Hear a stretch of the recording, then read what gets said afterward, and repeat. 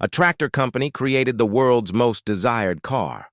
Ferruccio Lamborghini started making supercars out of pure spite in 1963. His first car cost $400,000 in today's money. It had a V12 engine that Ferrari owners couldn't even dream about. Lamborghini cars now cost $300K, $500K minimum. The waiting list? Sometimes 2 to 3 years just to buy one. From tractor builder to billionaire status symbol. That's the ultimate wealth glow up ever. Follow for more insane wealth facts.